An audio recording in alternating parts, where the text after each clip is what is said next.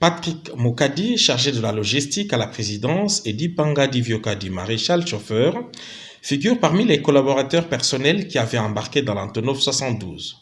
Depuis la découverte de la carcasse de l'aéronef accolée dans les Sankourou, l'espoir de le revoir s'est amenuisé.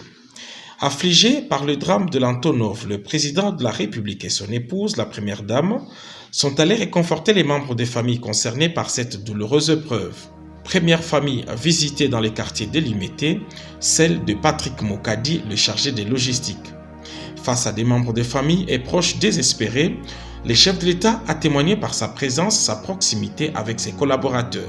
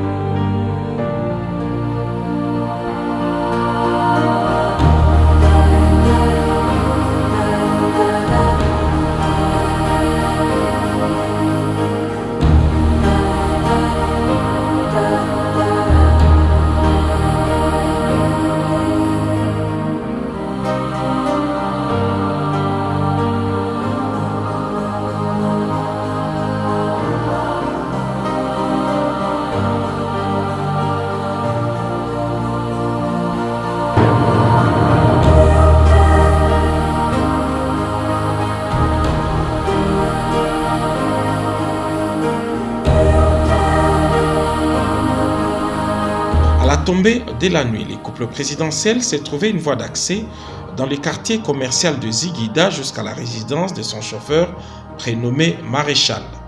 L'épouse et les enfants d'Ipanga, visiblement choqués par la disparition de leur père, ont retrouvé la chaleur parentale avec cette visite présidentielle. Félix-Antoine Tshisekedi Tshilombo et la distinguée Denise Nyakeru sont restés pendant près d'une heure dans la famille d'Ipanga. Pour Patrick et Maréchal, tout comme pour tous les autres collaborateurs de ses services personnels, le président de la République a dit tout mettre en œuvre afin que lumière soit faite sur ce drame. À travers la cellule de crise qu'il supervise personnellement, le chef de l'État, Félix-Antoine Tshisekedi Tshilombo, suit de très près les recherches dans la jungle des Sankourou.